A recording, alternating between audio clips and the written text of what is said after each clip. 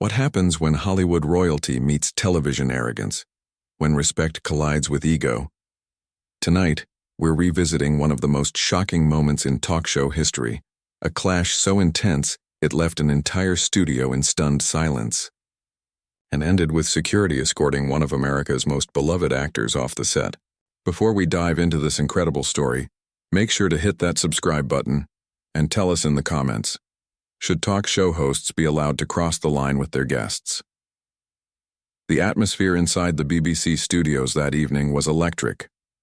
Denzel Washington, fresh off yet another critically acclaimed performance, was set to appear on The Graham Norton Show, sharing the couch with the usual mix of British celebrities and Hollywood stars. What was meant to be a routine promotional interview would soon become a masterclass in how not to treat your guest. Graham Norton, known for his cheeky humor and wine-fueled charm, seemed unusually animated that night. Maybe it was the ratings. Maybe it was the presence of such a towering figure in film. Whatever it was, there was an edge in his energy, one that would soon come back to haunt him. "Ladies and gentlemen," Graham announced with his signature flourish, "please welcome the incomparable Denzel Washington." The audience erupted in applause as Denzel walked on stage, composed, confident, exuding that effortless gravitas that only he can. He took his seat in the famous red chair, adjusting his suit jacket with the quiet precision of a man who understands the power of presence. "Denzel, welcome to the show," Graham began warmly, his Irish lilt smooth and inviting. "Now I have to ask, our audience is dying to know, how does it feel to be constantly referred to as one of the greatest actors of our generation?" Denzel smiled slightly. "Well, Graham, I appreciate the kind words, but I think greatness is determined by the work, not by what people say about you. I just try to serve the story, serve the character, and connect with people." Graham leaned forward, his grin widening. "Oh, come now. Surely there's some ego there.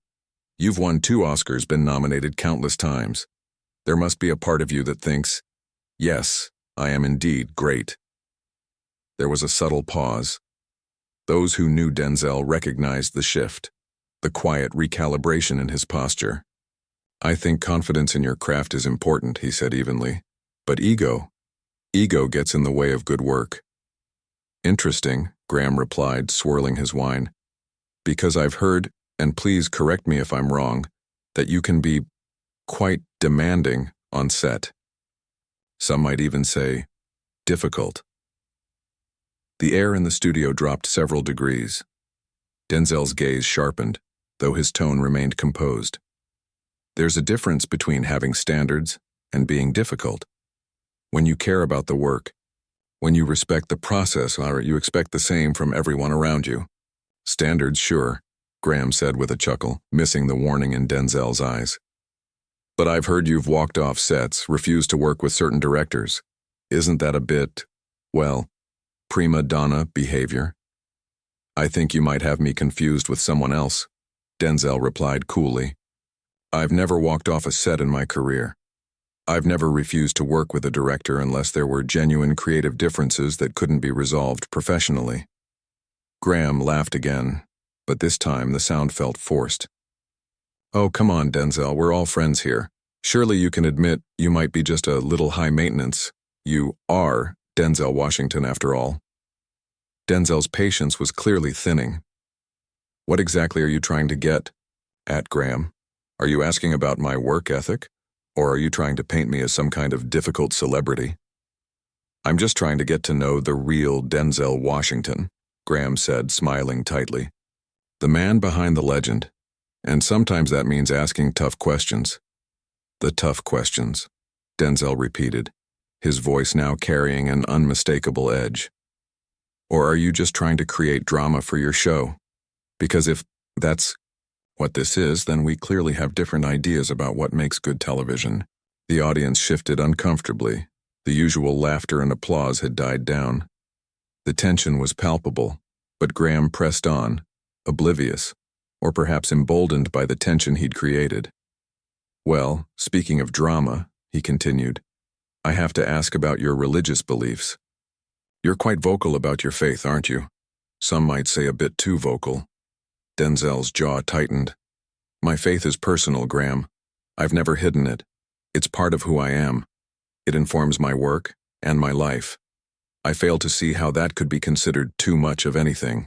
Oh, I didn't mean to offend, Graham replied, though his tone suggested otherwise. But by then it was already too late. It's just that, Graham continued, swirling his wine with a casual smirk. In this day and age, some might find such public displays of faith a bit, well, antiquated, perhaps even hypocritical, given some of the roles you've played. Hypocritical? Denzel's voice was quiet now, dangerously quiet. How is living according to your principles hypocritical? Well, Graham pressed on, clearly unaware of the cliff he was stepping toward. You play these violent characters, these morally ambiguous men, and then you speak so openly about Christian values. Some might see a contradiction there. Denzel's eyes locked on him. Acting is my profession, Graham. I portray characters, I don't become them. I thought someone in your position would understand the difference. Graham laughed, the sound sharp and misplaced. Of course. I'm just saying some people might find all this talk about faith and values a little preachy. After all, you're in Hollywood, not a pulpit. The silence that followed was suffocating. Denzel stared at him, calm, steady, unblinking.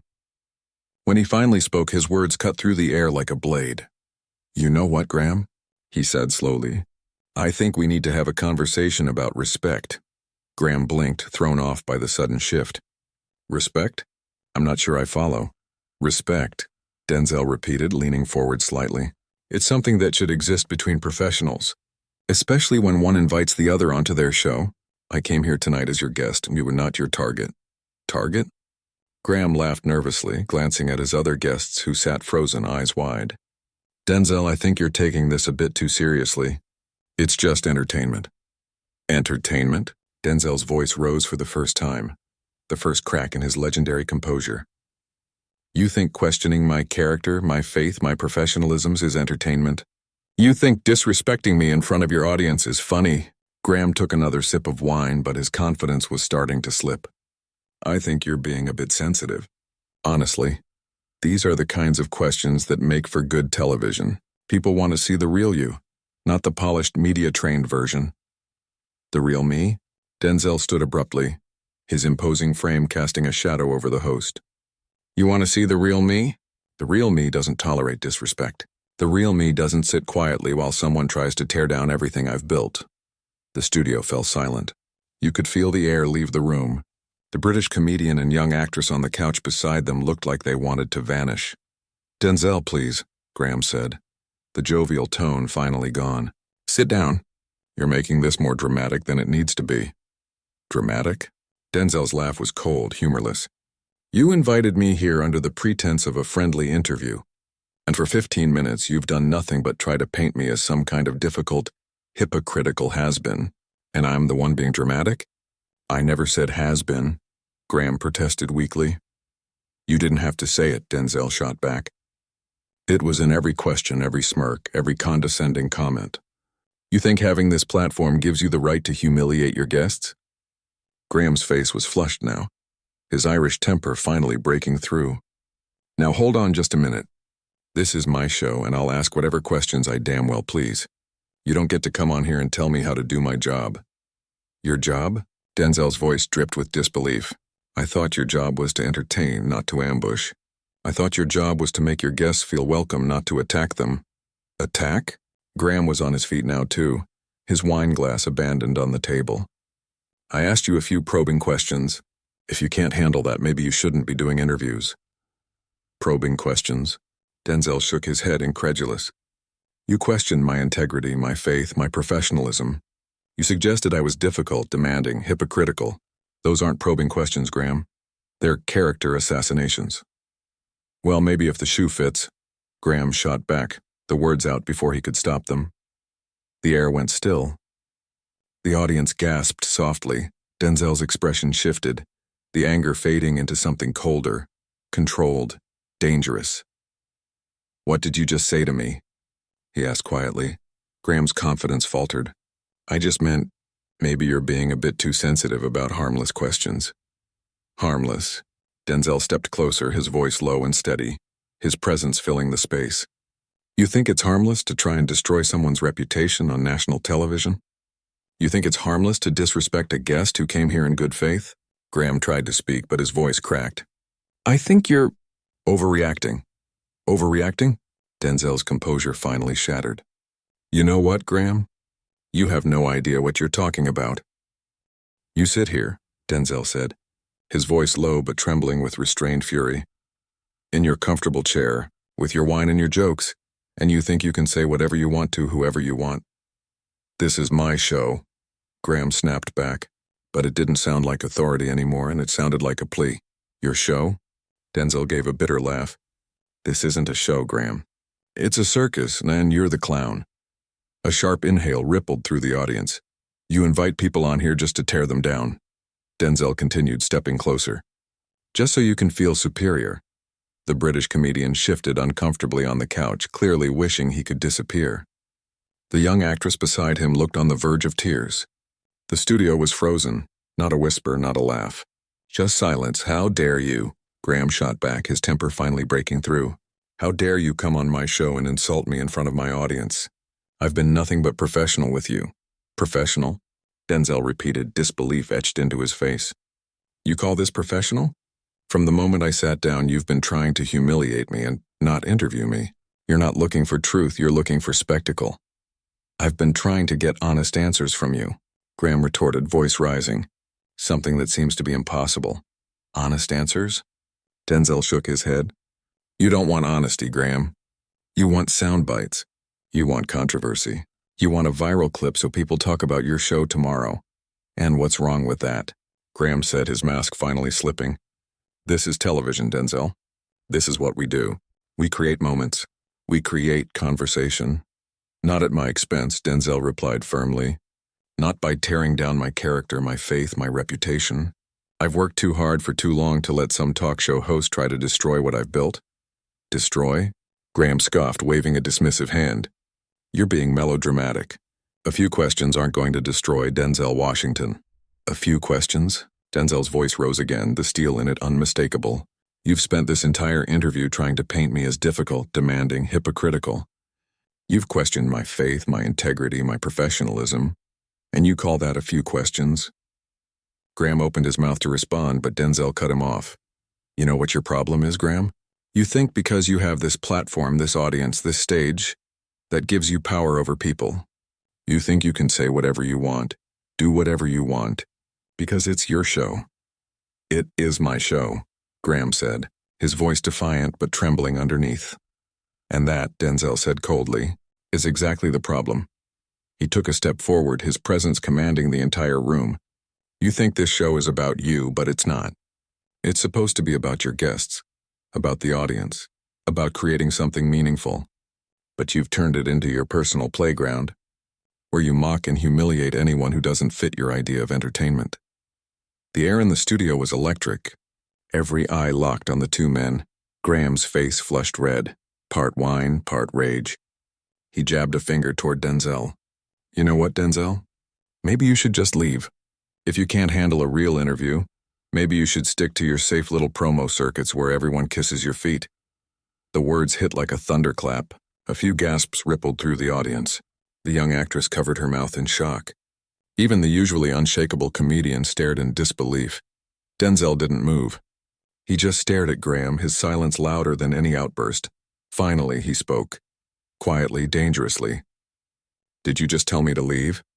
Graham, drunk on defiance and ego, doubled down. If the shoe fits, wear it. Maybe this isn't the right venue for someone who can't handle a few tough questions. A few tough questions? Denzel's voice was a whisper now, cold, razor sharp. Is that what you call this? Character assassination? Public humiliation? I call it journalism, Graham said, swaying slightly. Holding celebrities accountable instead of letting them promote their latest projects. Journalism? Denzel's laugh was hollow, humorless. You think this is journalism? You think personal attacks and cheap shots are the same thing as accountability? I think asking hard questions about your behavior, your attitude, your public persona, that's exactly what journalism should be, Graham fired back. My behavior? Denzel's composure cracked. What behavior, Graham? The behavior of building a career on hard work and dedication? The behavior of treating people with respect? The behavior of standing up for what I believe in? Graham leaned forward, his voice growing louder, meaner. The behavior of being difficult on set, of walking off when you don't get your way, of preaching to people who just want to be entertained. None of that is true, Denzel said through gritted teeth. And you know it. You're repeating gossip, lies. You're dressing up rumor as fact and calling it journalism. But it's not journalism, Graham. He paused, his eyes burning with intensity. It's tabloid trash. Graham smirked, but his voice trembled. Well, maybe if you were more honest about who you really are, Denzel, we wouldn't have to speculate. The crowd collectively exhaled, as if realizing they'd been holding their breath for minutes. Denzel didn't speak right away. He just stared at the host across from him, the silence between them heavier than any words that could follow. That was the final straw. Denzel took a deliberate step forward, his towering presence consuming the space between them. You want to know who I really am, Graham? He asked, his voice steady but fierce. I'm a man who's worked his entire life to earn respect through excellence. A man who's never compromised his values for success. A man who treats people with dignity and expects the same in return. And I'm a man who doesn't bow down to celebrity tantrums. Graham shot back, completely blind to how far he'd already gone. Celebrity tantrums? Denzel repeated, disbelief flashing across his face. You think defending my character is a tantrum? You think standing up to your disrespect is childish? I think you're acting like a spoiled child who can't handle criticism, Graham replied, his judgment dulled by arrogance and whine. The silence that followed was suffocating. The audience didn't even dare breathe. Denzel's expression shifted, the anger fading, replaced by something closer to pity. You know what, Graham? You're right about one thing. He exhaled slowly. I should leave.